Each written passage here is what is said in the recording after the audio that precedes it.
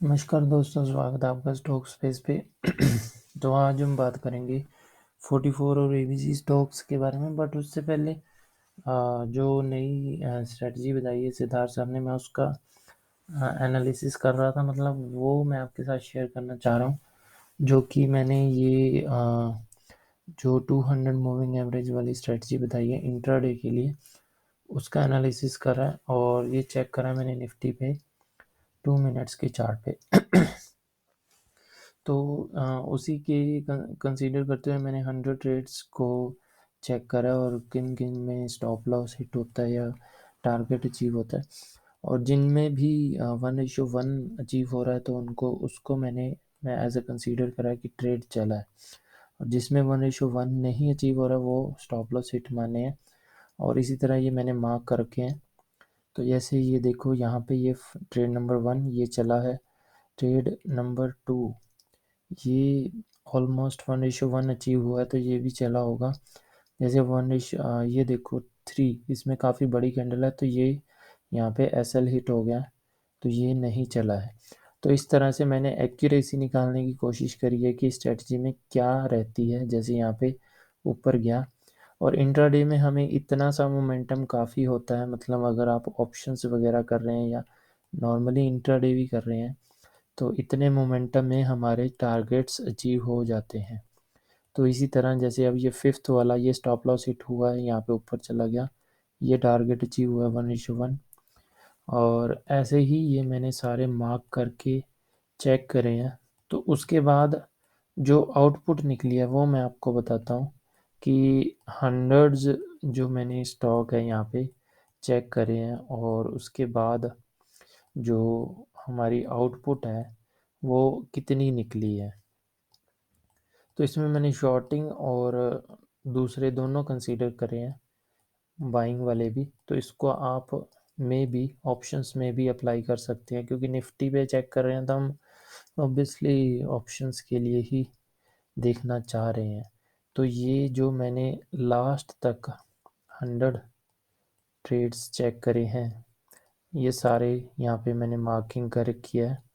तो उसका जो फाइनल रिज़ल्ट निकला है वो है कि 70+ ट्रेड्स यहाँ पे 71 और 2 के आसपास चल रहे थे, और उसमें से नियरली नियरली मतलब 70 के आसपास चल रहे हैं। तो 1:1 जो अचीव हो रहे हैं इन सभी में वो 70 से ज़्यादा है। तो 70 के आसपास 65 to 70% के आसपास आप एक्यूरेसी मान सकते हो इस स्ट्रेटजी की, in case of Nifty, in case of 2 minutes. ठीक है, तो अगर आपको अब ये ट्रेड करना है तो आप अपना एनालिसिस एक बार अलग से करना, क्योंकि मैं थोड़ा बहुत ऊपर नीचे वाले ट्रेड भी लेता हूँ। जैसे यहाँ पे थोड़ा सा ऊपर गया तो इस तरह से, और यहाँ पे अब जैसे काफ़ी बड़ा गैप डाउन हुआ और गैप अप हुआ तो ये मैग्नेट सेटअप की तरह काम करेगा, मतलब ये मूविंग एवरेज के पास आएगा तो इधर मैं फिर ट्रेड नहीं करूँगा, चाहे मूविंग एवरेज राइजिंग ही क्यों ना हो। ऑल्दो जैसे यहाँ पे एक ट्रेड बनता था और ये चला भी है, 1:1 दिया है, बट हमने कंसीडर नहीं करा है। हमने जो प्रॉपर ट्रेड बन रहे थे वही कंसीडर करें, मतलब जो मैं खुद ले पाऊँ, मेरा जो एनालिसिस है उसके अकॉर्डिंग। तो ठीक लगी ये स्ट्रेटजी, इसको हम थोड़ा सा और ऑब्जर्व करेंगे लाइव मार्केट में, उसके बाद चेक करेंगे, ट्रेड भी करेंगे। अगर ट्रेड करता हूँ तो मैं आपको इसका रिजल्ट भी दिखाऊंगा भी कैसा रहा है। तो ये आपने अगर वीडियो नहीं देखी है तो वीडियो देखना, फिर आपको पता चलेगा। ठीक है, तो इसके बाद हम 44 और एबीसी स्टॉक्स के बारे में बात करते हैं। बट उससे पहले हाँ, ये एक ट्रेड चला हुआ है, ये मैंने शायद ग्रुप में भी बताया था आपको सुबह भी कि ठीक लग रहा है, चल सकता है। तो अब कुछ लोग बोलेंगे यहाँ पे एंट्री कैसे लें, भी 30 MA को टच तो कर ही नहीं रहा, सपोर्ट तो ले ही नहीं रहा है। तो अगर आपको कभी इस टाइप का मिलता है, आपको जैसे यहाँ पे 30 MA के पास ही दिख रहा है और ऊपर जा सकता है ये भी दिख रहा है, तो सपोर्ट ना ले तब भी हम एंट्री ले सकते हैं कुछ इस टाइप से। आपको यहाँ से पहले वाले जो कैंडल हैं उन पे एक ट्रेंड लाइन ड्रॉ करनी है, विक टू विक ही ज्वाइन करना है, विक्स को इग्नोर नहीं करना है। तो मैंने ये इन दोनों को ही ज्वाइन करा और ये देखो यहाँ पे इस कैंडल को इसने कट करा, तो इस कैंडल के हाई पे मैं एंट्री ले सकता हूँ। तो मैंने ऐसे ही आज एक लॉट बाय करा इसमें सिल्वर में। तो पहले मैंने, तो यहाँ पे भी हम कर सकते थे, जैसे यहाँ पे भी काफ़ी मतलब टच नहीं हुआ है, बट इस कैंडल को हम कंसीडर कर सकते थे। तो इस तरह से मैंने एंट्री ली है और पहले भी एक लॉट लिया हुआ है, होल्ड कर रखा है। देखते हैं अब। एक्चुअली इसमें जाने की संभावना है कुछ एक्सपर्ट्स के मुताबिक जो हमारे ग्रुप में ऐड है, मतलब जो अच्छे ट्रेडर्स हैं, 70,000 के आसपास जाने की संभावना है, तो इसलिए हमने होल्ड करा हुआ है। तो अब बात करते हैं 44 और एबीसी स्टॉक्स के बारे में। तो पहले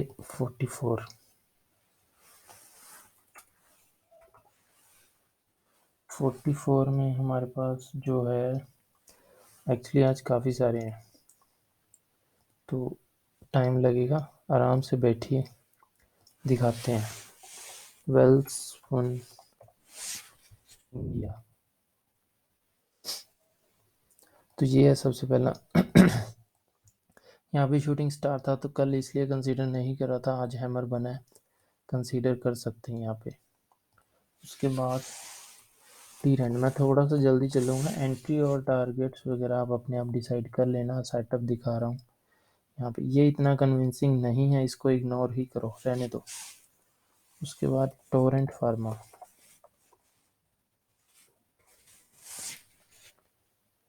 टोरेंट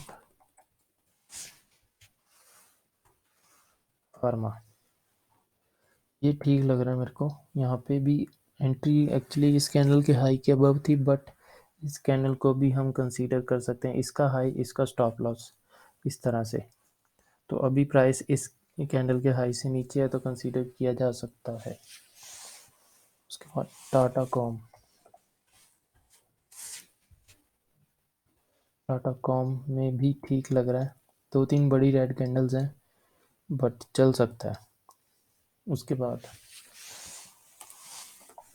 SKF इंडिया, इसमें थोड़ा सा ये डाउट है कि मूविंग एवरेज हमारे पास यहाँ पे थोड़ी सी राइजिंग कम है, मतलब प्रॉपर राइजिंग नहीं है, राइजिंग है बट प्रॉपर नहीं है, मतलब जो ऐसी शार्प सी राइजिंग होती है यहाँ पे उस टाइप की नहीं है। तो बट ग्रीन कैंडल है तो थोड़ा सा डाउट है इसमें। उसके बाद राजेश एक्सपो, ये देखो यहाँ पे भी प्रॉपर स्पॉट लिया, बड़ी कैंडल है बट कंसीडर की जा सकती है, यहाँ पे अच्छी कैंडल है। उसके बाद PNB housing, housing hammer, proper hammer, देखो यहाँ पे चल सकता है। उसके बाद NH, ये भी हैमर, प्रॉपर हैमर, यहाँ से चलने की प्रोबेबिलिटी है, मतलब इस कैंडल पे भी हमने कंसीडर करा था, उसके अकॉर्डिंग यहाँ पे स्टॉप लॉस हिट हो गया, बट अब ये हैमर बन रही है तो इसको कंसीडर कर सकते हैं। उसके बाद कोटक बैंक, अरे यार कौन सा खुला ये, फ्यूचर्स का नहीं चाहिए हमें। ये देखो यहाँ पे हैमर है बट ये एकदम से अभी राइजिंग चालू हुआ है, मतलब इतना अच्छा नहीं है, इसको इग्नोर मारो मेरे हिसाब से। उसके बाद JK पेपर, बाकी अच्छे हैं कुछ, इनसे बेटर है तो उनको कंसीडर कर सकते हैं। ये अभी राइजिंग चालू हुआ है और ग्रीन कैंडल बनी है तो मे भी एक अच्छे ट्रेंड की शुरुआत हो इसमें। उसके बाद GLS, ग्लेनमार्क, यहाँ पे थोड़ा दूर है ये, तो इसको ले भी सकते हैं, अवॉइड भी कर सकते हैं, आपके अपनी चॉइस। उसके बाद ये मेरे को काफ़ी अच्छा लग रहा है, फेडरल बैंक, मतलब पिछले कुछ दिनों से नज़र में है मेरे ही, तो यहाँ पे भी मैंने बोला था, बट उसके अकॉर्डिंग यहाँ पे स्टॉप लॉस हिट हुआ है और अब री एंट्री मिल गई है, या मतलब मिल सकती है कल इस कैंडल के बेसिस पे जो अभी रिसेंट बनी है। उसके बाद कोचिन शिप, कोचिन शिप में ये हैमर बना है, अच्छा हैमर, ठीक है, ये कंसीडर करने लायक। उसके बाद भारत फोर्ज, भारत फोर्ज में बिग ग्रीन कैंडल कंसीडर करने लायक हो सकता है। तो अब अगर किसी को दूर लग रहा हो तो इस तरह से भी एंट्री ली जा सकती है इसमें। तो ये वाली कैंडल ने थोड़ा सा, अगर आप ट्रेंड लाइन ढंग से बनाओगे तो इस तरह से भी हम अगर किसी अच्छे ट्रेंड वाले स्टॉक में घुसना चाहें तो घुस सकते हैं, थोड़ा सा लेट भी हो जाए तो भी। तो इस कैंडल के हाई के अब एंट्री ली जा सकती है, बट वही है, कैंडल बड़ी है तो रिस्क भी बड़ा होगा। उसके बाद अब आ जाओ ABC पे। तो ABC पे आने के लिए हमें एक और इंडिकेटर चाहिए, ब्लिंजर बैंड, और उसमें भी हमें लोअर ही चाहिए, ये नहीं चाहिए, ये नहीं चाहिए, ये भी नहीं चाहिए, ब्लैक और थोड़ा सा, हाँ ठीक है। तो अब ABC वाले में है JK पेपर,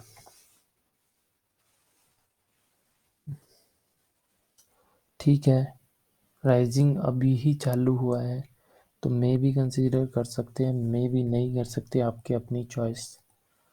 उसके बाद NH, इन्हीं में से आएंगे जो हमने 44 वाले देखे हैं, ठीक लग रहा है। उसके बाद राजेश एक्सपो, ये भी ठीक है, यहाँ पे अच्छी प्रॉपर ABC पे। SKF India,